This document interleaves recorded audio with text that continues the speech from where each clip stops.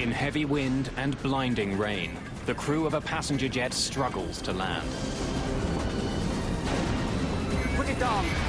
Put it down!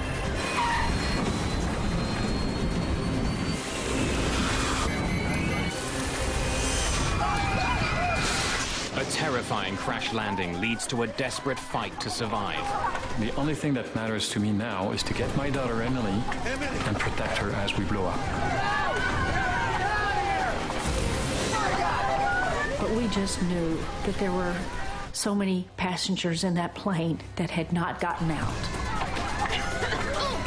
Open the door! Open the door!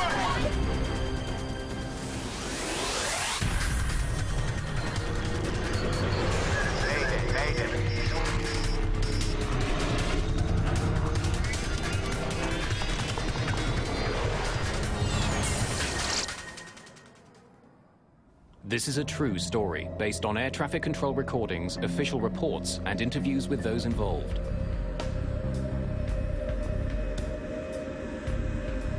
Tuesday, August the 2nd, 2005. Charles de Gaulle Airport in Paris. 297 passengers are boarding Air France Flight 358, bound for Toronto. Far aisle, left-hand side. Yes. Philippe Lacaille is traveling with his wife and 2 of his 4 children.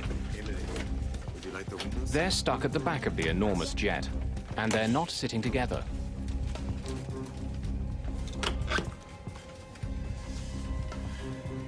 It just happened that we were separated from Emily. They had 3 seats together, so we were in the middle section, and Emily was actually sitting a couple of seats ahead of us on the right side, so close to the right wing of the plane.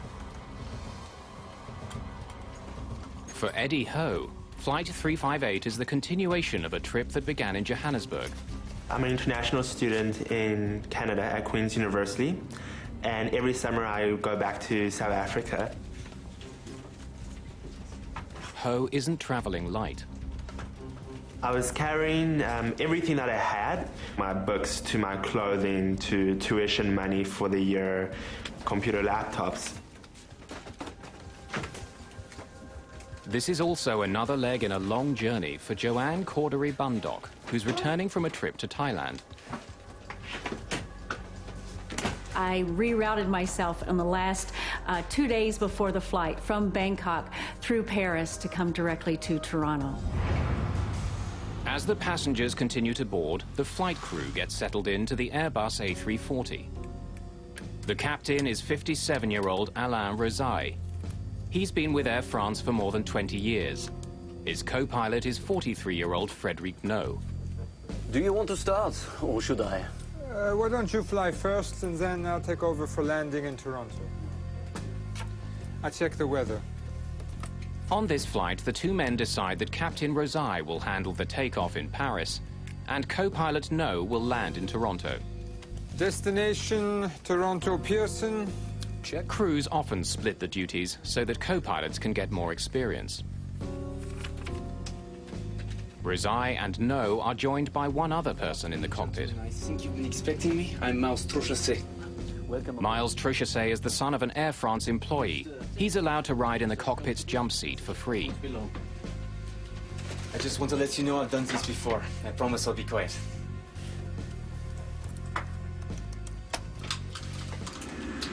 This Air France plane is one of the safest in the world. Since the A340s first went into service in 1993, they've had an excellent safety record. Air France 358. Air France 358, runway 27 left. Cleared for takeoff. Cleared for takeoff. Air France 358. Have a good afternoon, gentlemen. Just a few minutes before 2 in the afternoon, Flight 358 powers into the sky above Paris.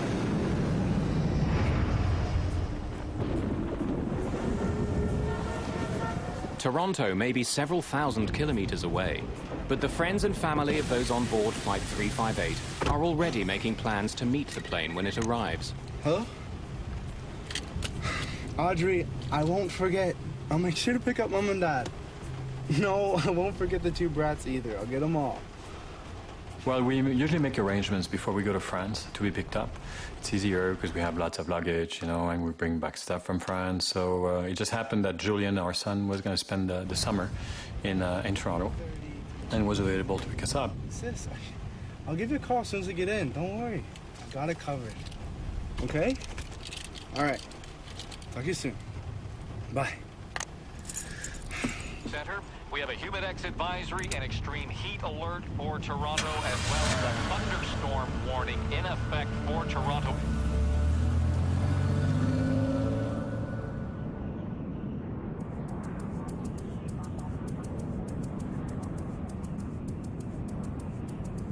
A regular flight from Paris to Toronto takes about 8 hours. As Air France 358 closes in on Canada, there's little to separate this trip from any other. I found that their service was amazing. The food was great. They had very good flight attendants. There were a lot of exchange students from France, you know, like teenagers, you know, coming to Canada for their first time, usually their first flight, and they were very rowdy. There was a beautiful day on the flight over, and the sun was shining, and it was just blue skies and white clouds and just a lovely day. The autopilot does most of the work for Captain Alain Rosaille and his co-pilot Frédéric No. Just as the two men had planned, No is now in control of the plane. We have a new weather report. The two men get regular updates on the weather conditions in Toronto. Overcast and rainy with a chance of thunderstorms. Temperature in the low 20s.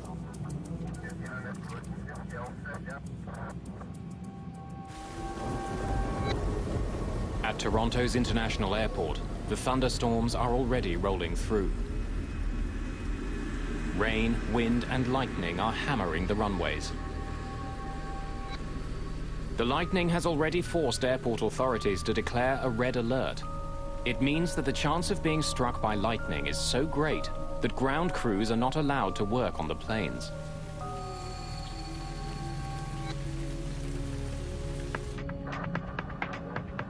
Just as Flight 358 closes in on Toronto, it's put into a holding pattern.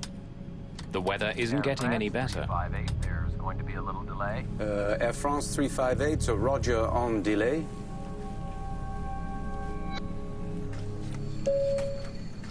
Ladies and gentlemen, this is your captain speaking. I'm sorry to inform you that there'll be a short delay. There's some weather conditions above Toronto, and we're just going to give it a couple of minutes to clear up. I was very surprised when I heard the captain's announcement that we were going to be delayed in landing for about 25 or 30 minutes because of thunderstorms over Toronto. While they're not in the storm yet, the crew enters their holding pattern northeast of Toronto. Their alternate airport is almost 300 kilometers away in Ottawa. At the moment, the plane has a little over 7,500 kilograms of fuel in its tanks, more than enough to get them there. Typically, a pilot will think about the economic impact of diverting to an alternate airport. While that is not a primary decision maker, it is an alternate decision maker as far as if they have to divert, how are the folks going to be transported from that alternate airport back to the destination airport that the airplane was originally going to. Flying almost 300 passengers to Ottawa would be a logistical nightmare. But the crew can't circle for too long with the fuel they have. If the delay continues, they'll have no choice but to divert. Air France, Toronto arrival. Your hold is now canceled. You are cleared for a Wassy 2 arrival. Maintain 5,000 feet. Air France 358, Roger on cancellation of hold. Cleared for Wassy 2 arrival and maintain... Today, the delay isn't long at all. Although the storm continues to thunder down near the airport, the crew is put into their landing sequence.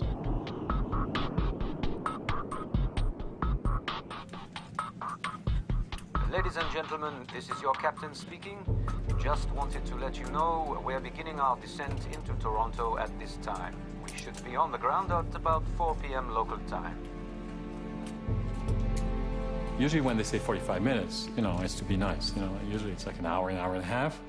This time it was like 20 minutes. 20 minutes later, they said, okay, well, now we're going to go down, prepare, for the landing. With co-pilot Frédéric No at the controls, the plane begins its descent into the storm. Air France 358, reducing speed to 190. No isn't prepared for what he's about to face. The storm has a savage surprise in store for everyone on board Flight 358.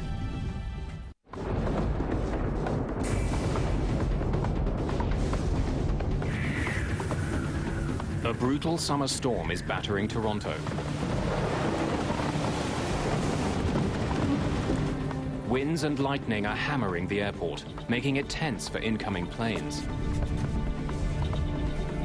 After a short hold, Air France Flight 358, with 297 passengers aboard, begins descending into the storm.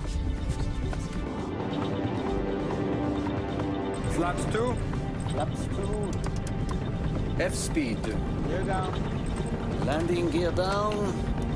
Spoilers armed.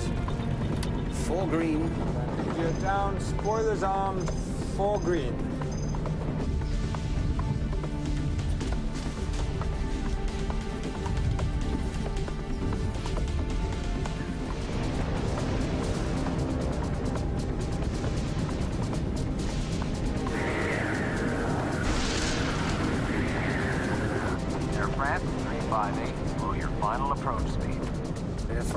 Co-pilot Frédéric No has the plane in position. He's moments from landing. Air France 358, roger. Flaps to full. Flaps full.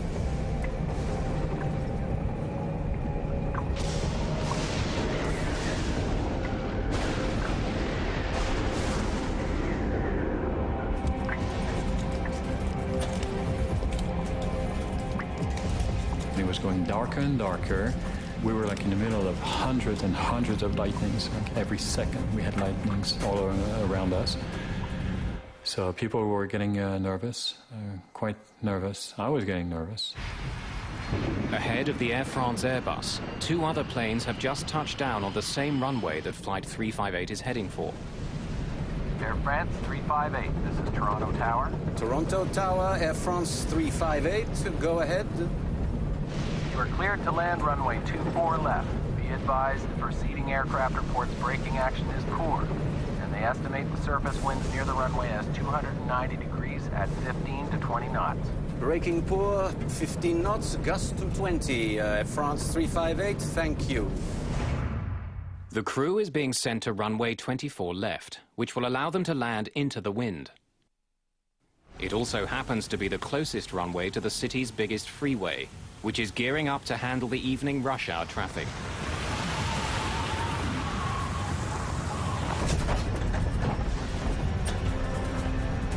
Facing unpredictable winds and a wet runway, the crew prepare for the landing.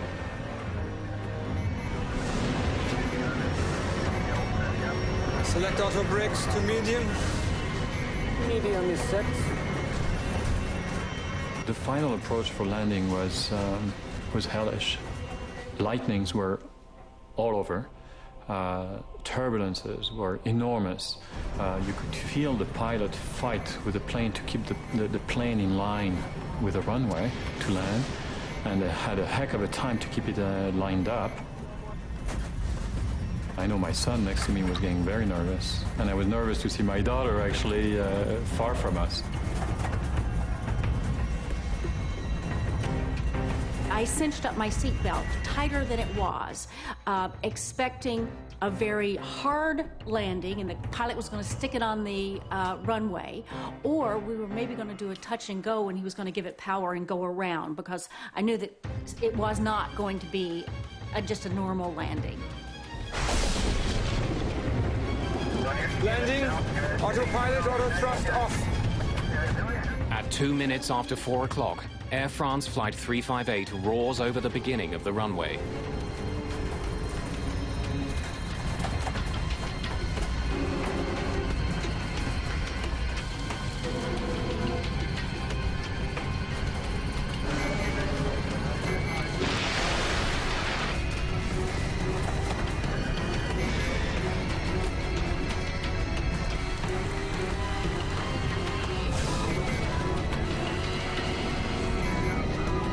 down! Put it down!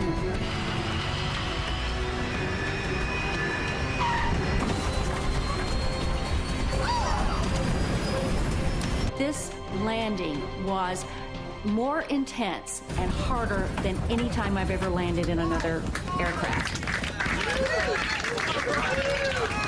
It's a very difficult landing, and everyone started clapping, and even the lady who sitting next to me, I remember very clearly, she said, you know, wow, that was an amazing landing.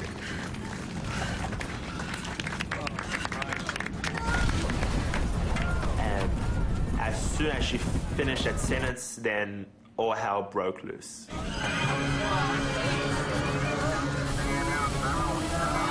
We started the plane started violently going up and down, and it felt like we were going 100 miles an hour down a road filled with potholes that were about 3 feet deep.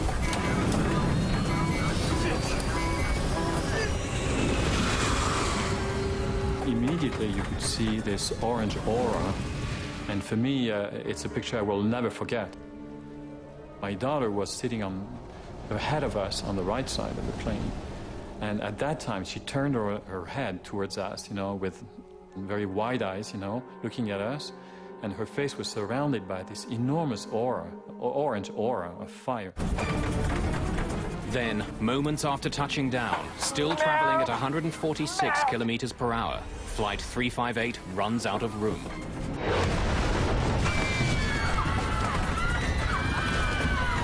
At that point that I believed that we were all going to die. It was obvious that no one can survive this kind of thing. I thought this was it.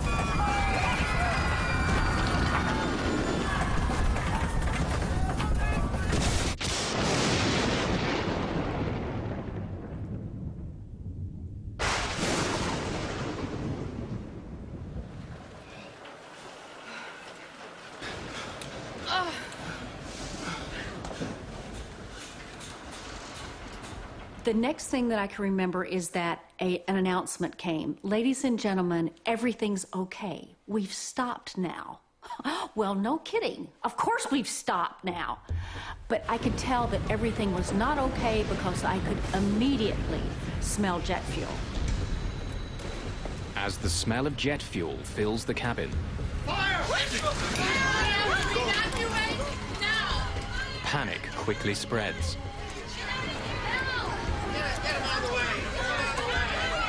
Everybody was expecting the plane to blow up. It was obvious. Smoke and flames are spreading quickly. Now it's a desperate struggle to escape.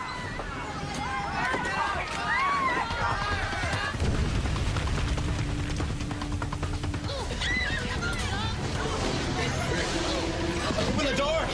Open the door!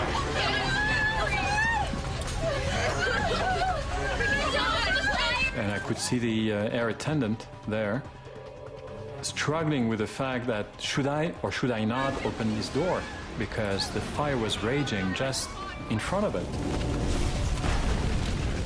At the front of the plane, thick smoke is pouring in through one of the open doors. Joanne Cordery-Bundock races to the other side of the plane.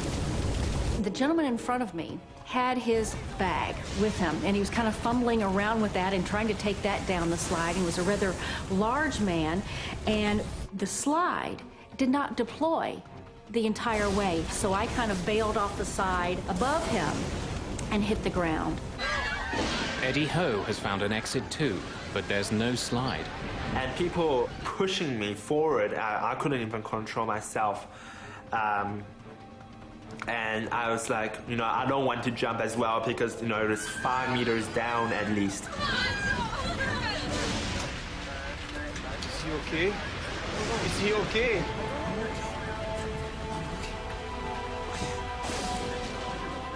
In the cockpit, Captain Rosai has been badly injured when his seat was ripped off the floor by the force of the crash.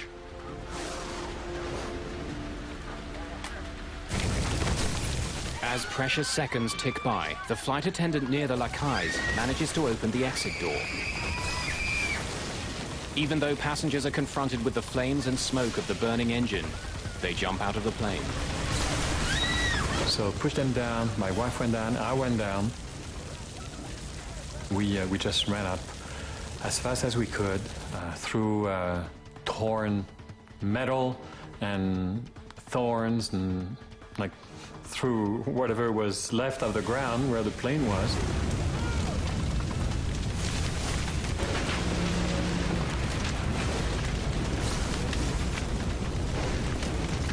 Basically, you just had to jump. So what I did was, I prayed quickly and I closed my eyes and jumped.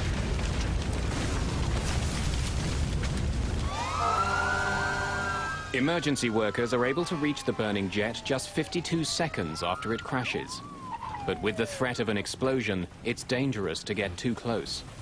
It was very difficult to see anything due to the rain that was coming down. There was a lot of smoke engulfing the plane, some fire that was still ongoing, as well as you could see that some of the parts of the plane had broken off, some of the wheels that were at the side of the roadway, as well as portions of the plane's wings that had broken off.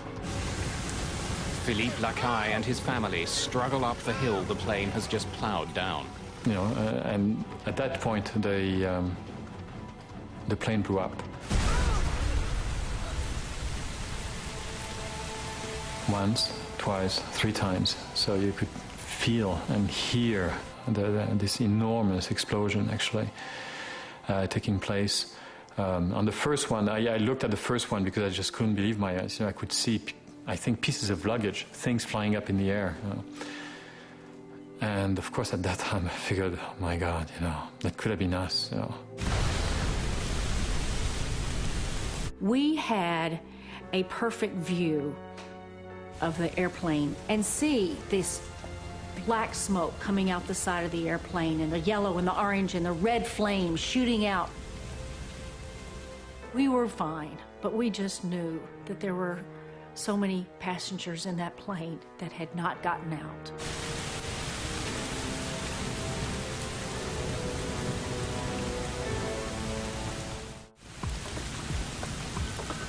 August the 2nd, 2005. Air France Flight 358 has crashed off its runway in Toronto. Flames are tearing at the fuselage. Smoke is pouring from the ruined jet.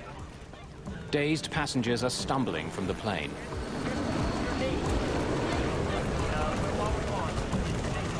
Passengers that were coming up, again, were very rain-soaked and muddy from coming up the hill.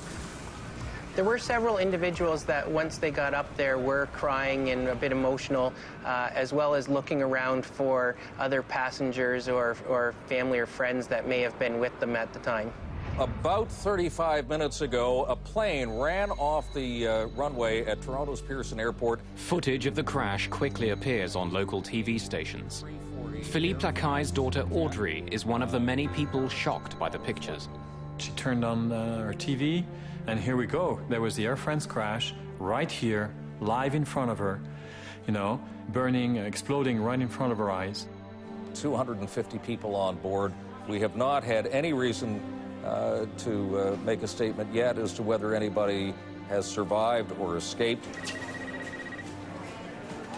Philippe Lacaille's son Julien is waiting for his father at the airport. He has no idea what's just happened to the Air France flight. What? What do you mean, where am I? I'm at the airport waiting for Mom and Dad. What? So Joey didn't know anything, and he was there at the airport. And she says, well, you know what? I think you're going to have to wait a long time because the airplane just crashed. One of the busiest highways in North America borders the airport. Just before rush hour, it's packed with thousands of vehicles. Drivers slow down, captivated by the terrifying sight of the burning plane.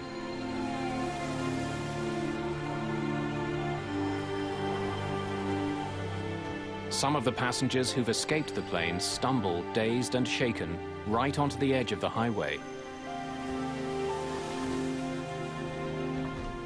Passing motorists stop to take them to the airport.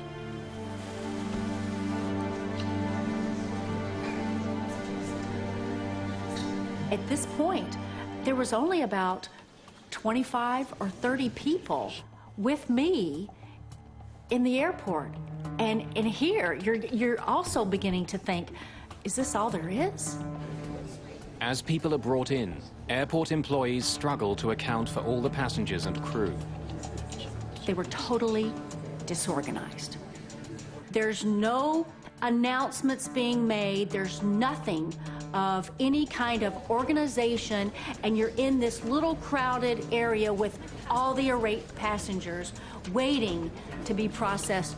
Some people even said, you know, the first disaster was the plane crash, and the second disaster is exactly how it was handled afterwards. Relatives wait desperately for any news. Julien Lacaille is just one of many who fears the worst. For at least an hour and a half, he thought we were dead. That's a shame because, of course, we panicked, we were scared to death, but the families that were waiting for the passengers, they were even more scared because it lasted much longer. They really believed deep down that their family members were dead. Finally, hours after the crash, passengers who have waiting family members are reunited. Julian! Julian! Oh, you okay? You okay? How did you... We finally met up with Julian. It was 11 o'clock at night. It was, you know, God, we're so lucky. We're so lucky. We're alive, you know. It's hard to explain, but it's like you're giving a second chance, you know. Here's my son, you know. Maybe I didn't tell him I loved him, you know, when I left for France. Now it's time to say it right away. It was a very nice moment. A very, very deep moment. It's just one of dozens of reunions. It takes hours to confirm, but by early evening, Air France and the local airport authorities can make the incredible announcement. Remarkably, every single passenger and all the members of the crew of Flight 358 have managed to escape the burning wreckage of their plane. The next day, smoke and charred wreckage are all that remain of Air France Flight 358. The Airbus A340 is a sophisticated, highly engineered plane with a glowing safety record. What had gone so terribly wrong?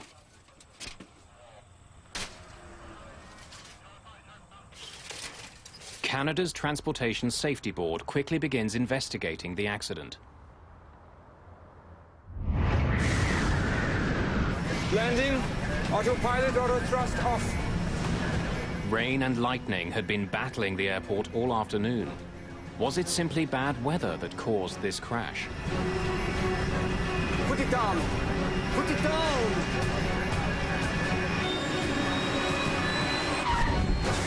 Neither the pilot nor the co-pilot have spoken publicly about the crash. We have to evacuate now! Citing lawsuits that were filed soon after, Air France has kept all of its employees who were on the plane from speaking to the media. Is he okay? I don't know. Is he okay? I don't know. But former Air France trainer Hervé Labarthe has spoken to Captain Rosaille. We spoke, let me think, for half an hour. He told me that this is the crucial point, that he has control. More specifically, informed control that he had reached the point where he would have to consider diverting. What he told me is that control informed him that they would soon open the runway. There was, of course, a lot of lightning, rain and turbulence can have a devastating effect. Instruments become more difficult to read, the aircraft is harder to handle. Investigators discover that as the crew struggled for control in the cockpit, on the ground, delicate instruments used to measure the wind at the runway were destroyed by lightning. With the ground equipment destroyed, they were relying on their onboard systems for information about wind conditions. The onboard equipment only gives them the actual wind direction and speed on the nose of the aircraft at that exact time. It does not predict ahead of the aircraft. So the pilots really have no way of knowing what lies ahead of them. But two planes had touched down just minutes before the Air France flight on the same runway. The crews of those planes did their best to inform air traffic control of the tricky conditions. Air France 358, this is Toronto Tower. Toronto Tower, Air France 358, go ahead. You are cleared to land runway 24 left. Be advised, preceding aircraft reports braking action is poor, and they estimate the surface winds near the runway as 290 degrees at 15 to 20 knots. Braking poor, 15 knots. 20-knot winds are strong, but are well within the allowable range for landing an A340. But when investigators study radar images of the airport, they discover quite a different story. As Flight 358 landed, a sharp line of rain moved across the runway from north to south. It was driven by a sudden gust of wind of up to 33 knots. The crew of the Air France jet had to deal with conditions that were much worse than they were expecting. Landing, autopilot, auto thrust off. 33 knots is the demonstrated maximum crosswind for an A340, and that would be on a dry runway. So when you say 33 knots at 90 degrees, you're encroaching on the limits of the aircraft. Closely studying the airport, investigators uncover another piece of the puzzle. Maintenance issues and the storm itself were forcing air traffic controllers to use runway 24 left for landings. It's the shortest runway at the airport, almost 650 meters shorter than some of the others. Blinded by rain, driven by unexpected winds, and landing on the shortest runway at the airport, Flight 358 was in a dangerous position. Over the previous 4 hours, they had been made aware of the terrible storms and red alerts. And that was for me my biggest concern. Were they perhaps overtired? Were they lax, victims of routine? In any case, it's obvious that they hadn't gauged the extent of the danger. It's evident that the flight crew didn't perceive the information that they were getting from these various sources as being threatening. Therefore, they attempted to make a landing. But even in bad conditions, even on a short runway, the crew had 3,000 meters in which to land their plane. It should have been enough. To find out why it wasn't, investigators turned to the past. In 1999, an eerily similar accident took place in Little Rock, Arkansas. Damn, we're off course. Oh, I can't see it. Way off. Struggling with unpredictable weather, the crew of an American Airlines jet landed their plane, only to have it skid off the runway. 11 people were killed. Greg Feith helped investigate that crash. One of the first things that I thought about was déjà vu. Having the first bits of information about the Air France accident, it reminded me so much of the American Airlines accident. In the Little Rock crash, Feith discovered that the crew had made a critical mistake, which contributed significantly to the accident. They hadn't followed all of the checklist procedures, and they didn't have the ground spoilers armed, which basically degrades the efficiency of lift on the wing and settles the airplane heavily on the main wheels so that braking action is more effective. Spoilers are only one of several ways pilots of passenger jets stop their massive planes. Reverse thrusters are used to redirect the engine power forward as the plane lands, and sophisticated brakes help slow the jets down. To rule out any mechanical fault, all 3 systems are examined by investigators of the Air France crash. One of the brakes on Flight 358 was destroyed in the fire, but the 7 other sets of brakes are all tested after the accident. All of them are working properly. Flaps 2, flaps 2, F-speed. Investigators in Toronto also discover that, unlike in the Little Rock crash, this time the spoilers had deployed properly. Landing gear down, spoilers armed, 4 green. And when the engines are examined, the reverse thrusters are deployed. No obvious mechanical fault can be found.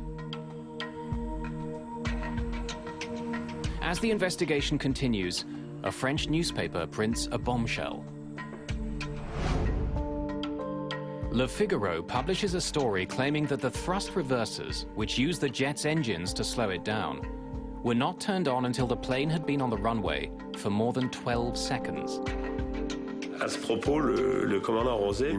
As for Captain Rosay, he confirmed the newspaper report.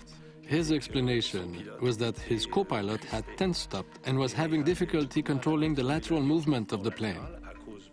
No doubt because of the strong crosswinds and because the runway was so slippery, his hand was clamped tightly on the throttle release lever, which prevented the captain from reaching it himself. So the reverse thrusters could not be activated. Shortly after the newspaper story appears, investigators publish their initial report. It confirms Le Figaro's version of events. Canada's Transportation Safety Board reveals that while the thrusters were found in the on position at the crash site, they had not been deployed as soon as the plane landed. In fact, it took 17 seconds before they reached maximum power.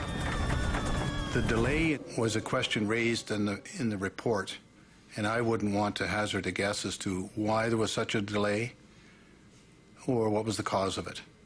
I just know that pilots, as a rule, want to get those reversers in as quickly as possible for maximum stopping. The investigators reveal other confusing facts about the last few seconds of Flight 358. When it came over the start of the runway, it was twice as high as it should have been. And when it did land, it was nearly halfway down the runway. Put it down! Put it down! In these stormy conditions, the crew didn't have enough time to stop. Once they found that the airplane had floated down the runway, the pilot has to make the decision whether we stay on the ground and try to salvage this bad situation, or we abort the landing, power up, pull up, and go around, get our stuff together, and then come back for a second landing. Air France 358. But decisions in a cockpit are joint decisions. The captain and the first officer work together. If the captain sees that landing will be difficult, he must open throttle and go through abort landing procedures. That's his duty.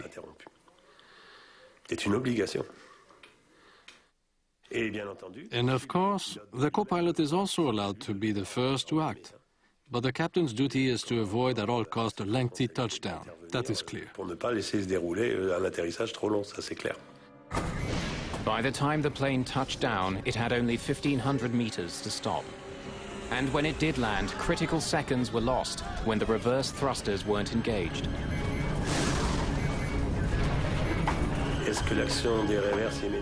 Would it have made a difference to immediately activate the reverse thrusters? Of course it would. Since reverse function reaches its peak efficiency at high speed, that is the exact moment of touchdown, that's what reverse is there for. It's all a matter of aerodynamic braking. The other problem is that the wheels touched ground in the middle of the runway, and reverse or no reverse, at that point it was already too late, as was pointed out by the head of the inquiry. That being said, if the reverse thrusters had been activated immediately, the plane would have come to a stop more quickly. In heavy storms, the margin for error is razor thin. On this rain-filled afternoon, sudden wind, a long landing, and a short runway sealed the fate of everyone on board Flight 358. What concerns some in the aviation industry isn't this particular flight, but the reality that overruns are far too common. They happen all around the world. And safety procedures that could stop them are not in place.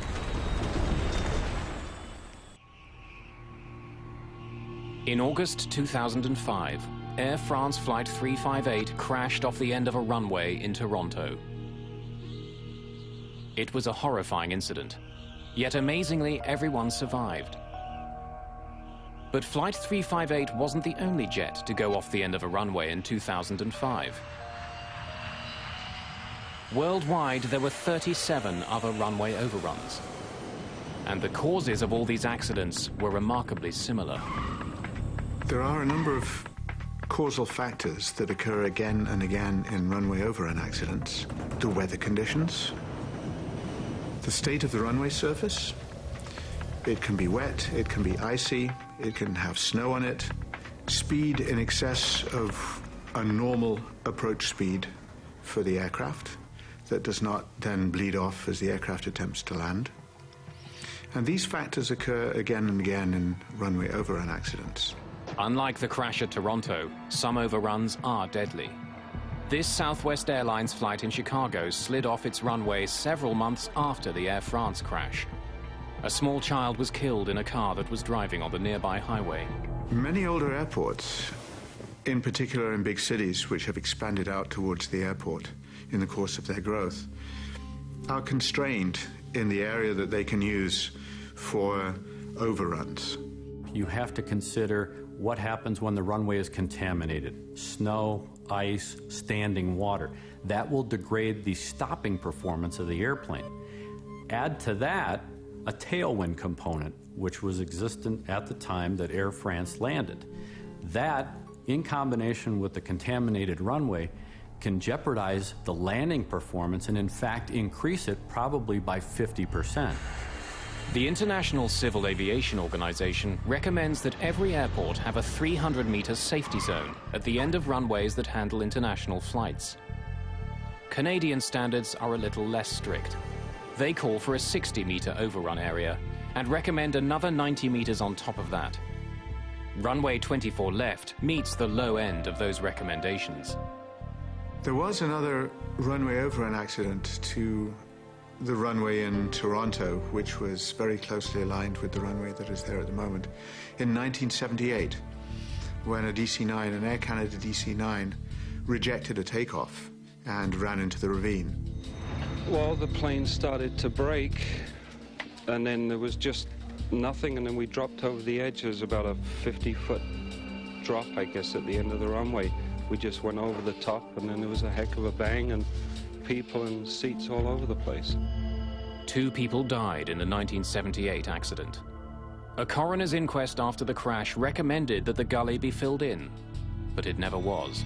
It's a steep ravine. It has about a 50-foot drop-off, and when you take a large, complicated and fragile piece of machinery like a commercial aircraft and you drop it 50 feet, then it tends to break. There is a possible solution to runway overruns, but it's not being used in Toronto or many other international airports.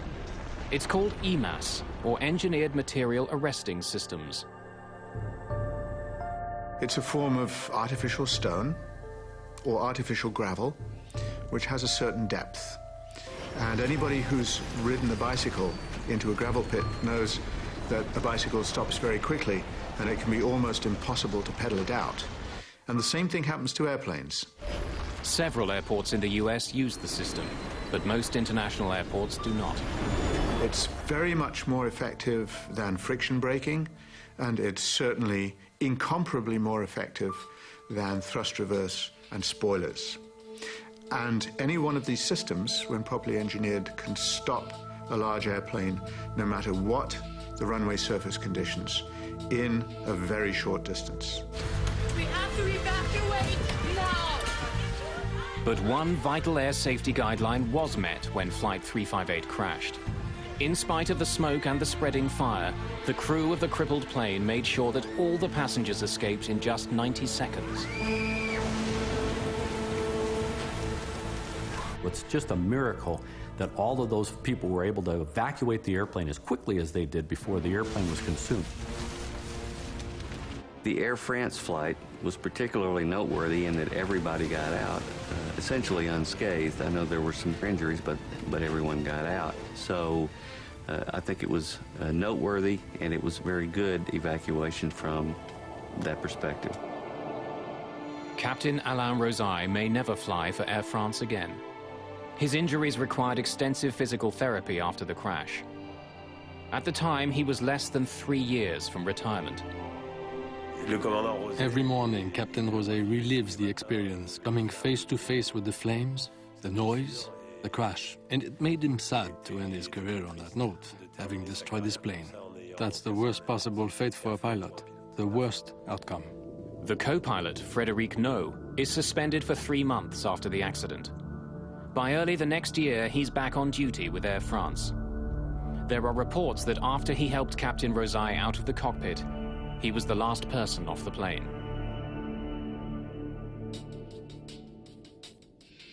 The passengers deal with the crash in their own ways. Well, I went through nightmares almost every single night, flashbacks during the day. I couldn't sleep, I couldn't eat. I questioned myself, why am I here? It's frightening, to be in such a state. And it has taught me to be strong. We really need to take seriously those safety commands and evacuation information, because you never know. It was a perfect flight. There's not any indications that anything can go wrong, and it's right at the very last second that everything happens. So thank goodness I'm here to be able to talk about it now. Open the door! Open the door! There's a lot of negative in the accident, and there's a lot of positive. The negative is, oh my God, I'm gonna die. Oh my God, it's horrible. Oh, I have these nightmares, and yes, I'm traumatized, and my kids are traumatized. However, you have the positives, and the positives are, gee, I'm alive. I have been given a second chance. I have been given a second life. And all of us, my wife and my children and myself, we all experience the same positive effects of the crash, which is we have to give back. We have to do something for others. We have to extend our heart out, our compassion to people who need it. It's almost therapeutic for us, The more you do for others, the better you're going to feel. So for me, I figured, if I can extend my heart out to others, maybe it's going to help me as well.